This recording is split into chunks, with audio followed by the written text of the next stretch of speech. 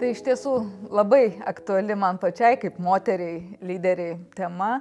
Ir noriu pasakyti, kad situacija, ypač kalbant globaliu, pasauliniu mastu, yra labai skirtinga. Iš tikrųjų, moterų padėtis aukštajam moksle labai priklauso nuo politinės sistemos, žmogaus teisių būklės atitinkamam regione, atitinkamai valstybei, nuo kultūros, nuo tradicijų, nuo religijos. Na, visas spektras, aišku, veiksnių.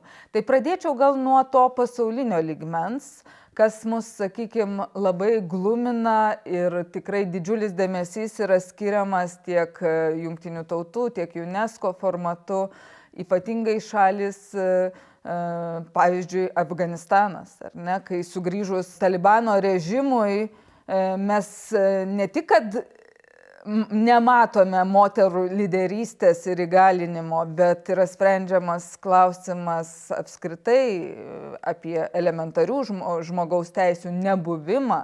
Tai yra, moteris neteko teisės į švietimą, nekalbant jau apie aukštąjį mokslą. Ir tokių valstybių pavyzdžių yra ne vienas. Net ir man teko lankytis nesenai Katare, viename iš universitetų.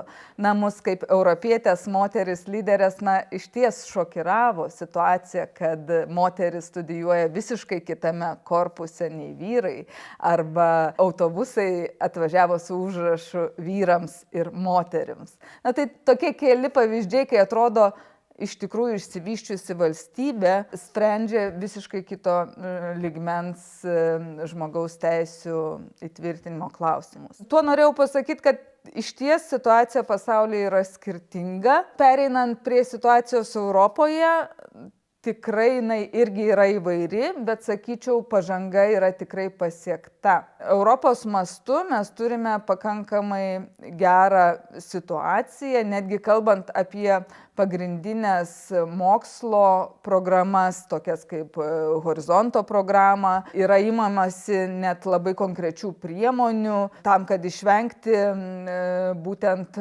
moterų diskriminacijos ir labiau įgalinti mokslininkės dalyvauti projektuose, ypatingai kalbant apie tokias sritis kaip gamtos, inžineriniai mokslai. Yra įpareigojimas dalyvaujant horizontiniuose projektuose institucijoms pasitvirtinti lygių galimybių ir įvairovės politikas. Na, tai irgi šita žinia buvo labai skirtingai sutikta aukštųjų mokyklų, tačiau tas formalusis reikalavimas daugelyje aukštojo mokslo sistemų yra įgyvendinamas realiai. Ir neišimtis ir Lietuva, ir mano atstovaujamas universitetas, iš tikrųjų mes tą matome ne tik kaip deklaratyvias patvirtintas formalias nuostatas, bet didžiulį dėmesį teikiame būtent visam priemonių paketui, kuris leistų labiau įgalinti, leistų labiau užtikrinti lygias galimybes bendruomenėje. Dar ką pastebime irgi tendencija, ypatingai Europoje, kad kadangi jau pažengėme šioje srityje aukštojo mokslo sistemose, kad pereiname jau vėlgi į kitą lygį. Jau nekalbame tik apie moterų padėtį, įgalinimą, bet esmines problemas matome būtent jaunųjų mokslininkų, karjerą pradedančių mokslininkų šeiminio ir akademinio gyvenimo suderinime.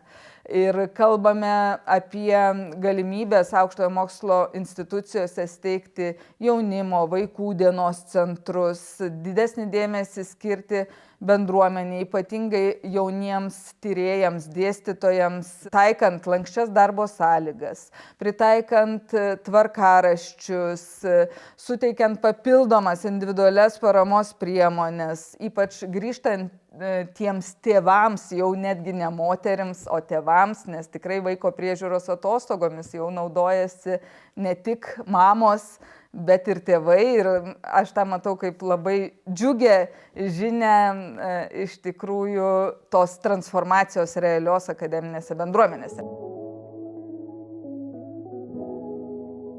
Tai norėčiau keletą skaičių paminėti, ypač apie moterų lyderystė Lietuvos aukštojo mokslo sektoriuje. Tai tikrai galime pasidžiaugti, kad pagal ekonominio bendradarbiavimo ir plėtros organizacijos paskutinius duomenis, jie 21 metų, Lietuva iš tikrųjų buvo pirmose pozicijose, pirmavo tarp 38 BPO valstybių narių pagal moterų mokslininkių skaičių mokslo inovacijų srityje. Ir pagal mokslininkių skaičių 49% mes nusileidžiame tik Latvijai. Latvija yra pirmoji pozicijoje, o EBPO vidurkis yra 40%. Taip pat lyginant su EBPO šalimis, Lietuvos moterų dalis tarp viso akademinio personalo yra viena didžiausių. 21 metais moteris Lietuvos universitetuose sudarė net 54% akademinio personalo. Taip pat tikrai džiugina skaičiai ir augimas būtent moterų lyderių aukščiausiose pozicijose.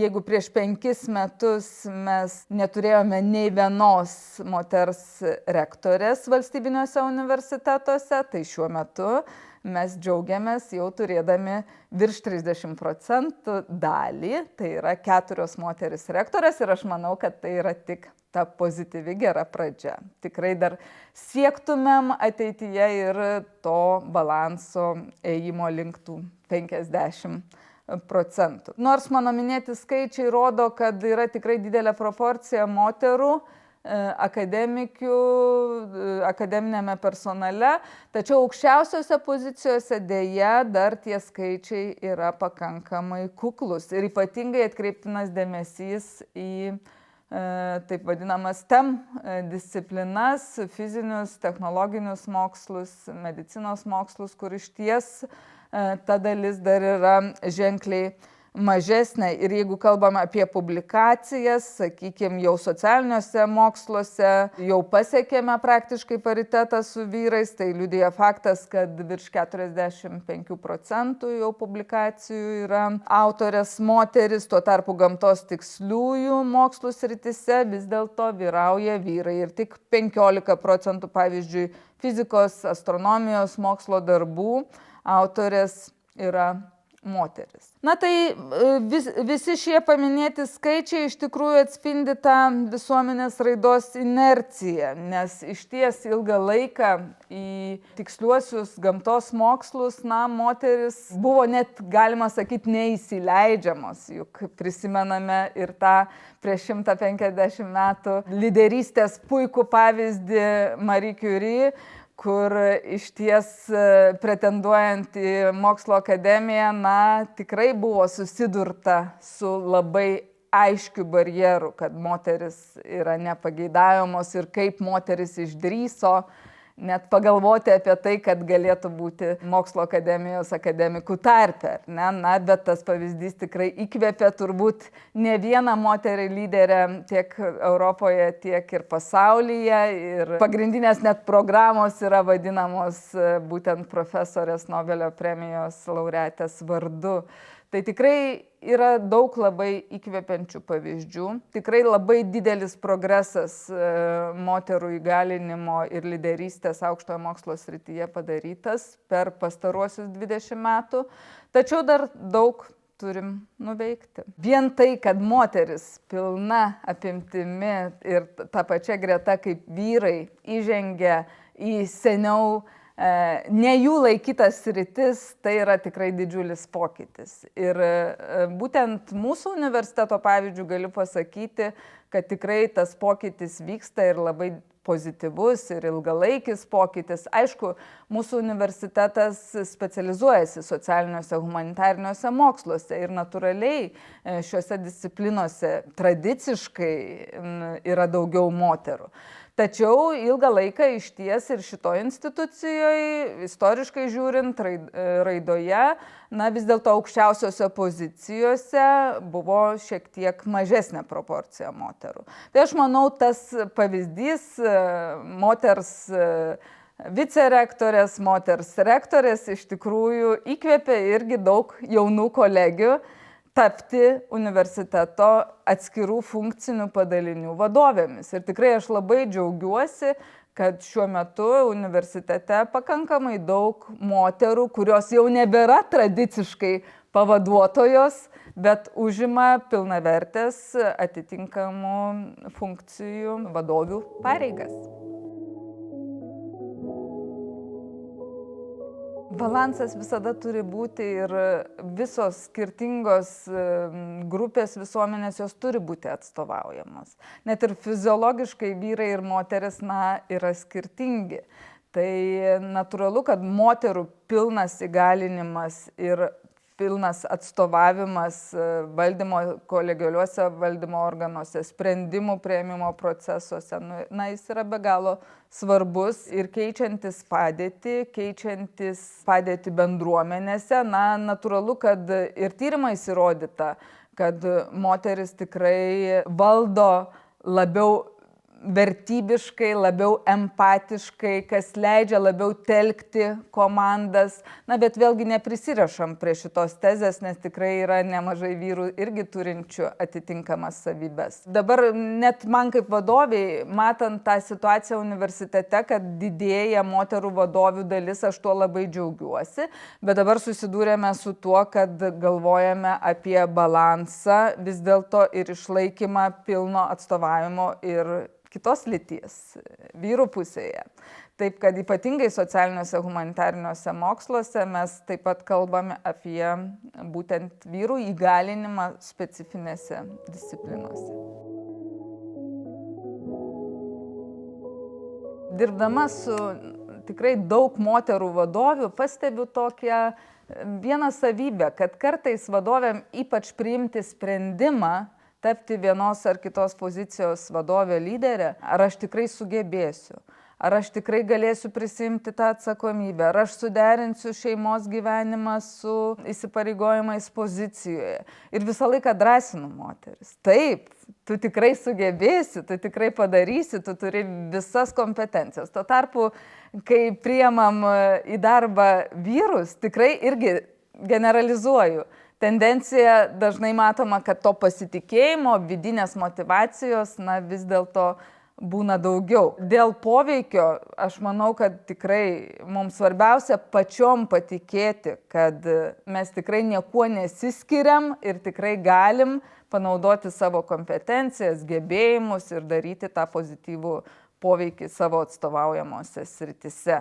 Ir to poveikio darimas tiek Lietuvoje, tiek Europoje tikrai pati iš savo tokios asmeninės patirties noriu pasakyti, kad tikrai formalių kliūčių teisinių tiek Europoje, tiek Lietuvoje, jų jau yra nelikę. Teisiškai tikrai nėra kažkokių diskriminacinių nuostatų, neleidžiančių užimti vieną ar kitą poziciją, ar tai būtų aukštasis mokslas, ar verslas, ar viešojo valdymo institucija.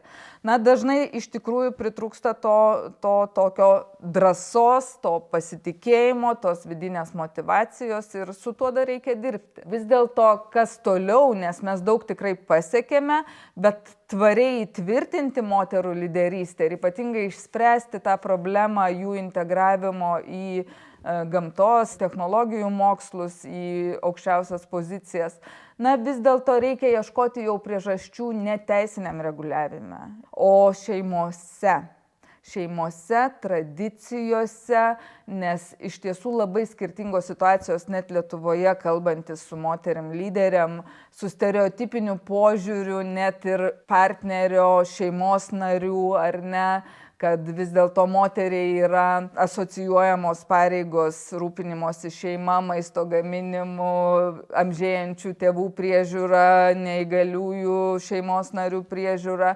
Vis dėlto tos stereotipinės nuostatos turi keistis. Ta kaita neįvyks labai greitai. Tam mes turim iš tikrųjų peržiūrėti visą sistemą, kompleksiškai, sistemiškai, pagalvoti ir apie ikimokyklinį ugdymą ir bendrojo ugdymo sistemoje. Nes aukštajame moksle mes jau dirbame su pasekmėmis, ar ne?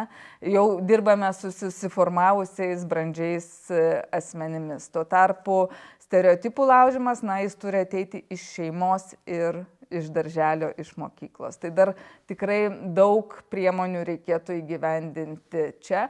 O aukštajame moksle iš tikrųjų, tam, kad tą pasitikėjimą pažadinti moterų lyderių, sakyčiau, labai pravartu yra daugiau dirbti tinkluose ir tarptautinėje erdvėje, ir nacionalinėje erdvėje, daugiau susitikti su panašias pozicijas užimančiom moterim, galbūt daug sukurti kažkokių mentorystės programų, kas iš tikrųjų leistų savose rateliuose pasidalinti tom problemom, specifiniam moteriam lyderiam kylančiom problemom, kad galima būtų iš tikrųjų tos tvirtybės pasisemti ir iš aplinkos.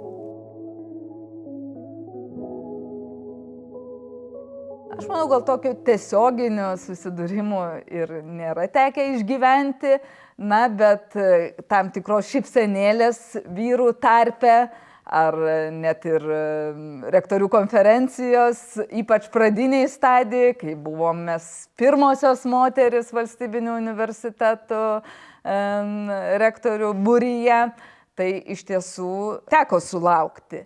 Bet žinot, kai dirbi, modeliuoji, kartu įgyvendini sumanymus projektus, labai greitai ta situacija keičiasi. Ir dabar, sakykime, iš ties tame pačiame praktiškai būryje mes jaučiamės tikrai lygiateisės ir galinčios ir įgalintos judėti pirmyn. Ir lygiai taip pat kituose lygmenyse aš irgi manau, kad laikas ir bendri darbai, bendri rezultatai, keičia tą požiūrį. O aš iš tikrųjų tikrai buvau laiminga ir man nusišypsojo, sakyčiau, laimė, kad turėjau galimybę dirbti su vyrais, buvusiais rektoriais šio universiteto, kurie išties buvo labai tolerantiški ir tikrai leido man kaip jaunai kolegijai, komandos nariai, nes beje buvau viena iš jauniausių vicerektorių Lietuvoje. Tai tikrai dar ir rektorius visą laiką padrasindavo ir mano nepasitikėjimą išties paversdavo irgi mano stiprybę savotišką. Sakydavo, kolegė, jaunystė tai yda, kuri labai greitai praeina. Ir jis buvo teisus. Išties, bet labai svarbu, dirbant komandoje, vis dėlto ypač jaunesniem kolegom, jausti tą pasitikėjimą, kartais netgi pasitikėjimo kreditą, nes supranti, kad trūksta ir žinių, ir patirties, ir kompetencijų. Bet kai yra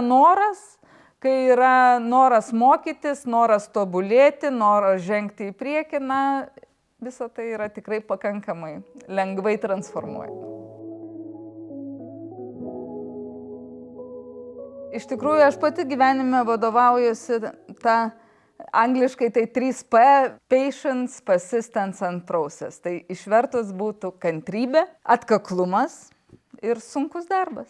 Sunkus, nuoseklus, pastovus darbas. Tai dar pridėčiau prie viso to iš tikrųjų mokymasis. Mokymasis kiekviename žingsnyje, skaitimas, tobulėjimas ir visų tų naujų idėjų, patirčių, bandymas perkelti į savo bendruomenę, savo visuomenę, pagal savo atstovaujamą sritį. Tai tikrai tos drąsos ir pasitikėjimo. Viską mes galim ir dar labai svarbus solidarumas. Moterų solidarumas, palaikyti vieną kitą, nes moteriškose kolektyvuose mes esam visos labai jautrios, emocionalios, kyla labai smulkmeniškų netgi konfliktėlių. Tai vis dėlto tas solidarumas turi padėti mums visas tas įtampėlės išspręsti ir judėti į priekį.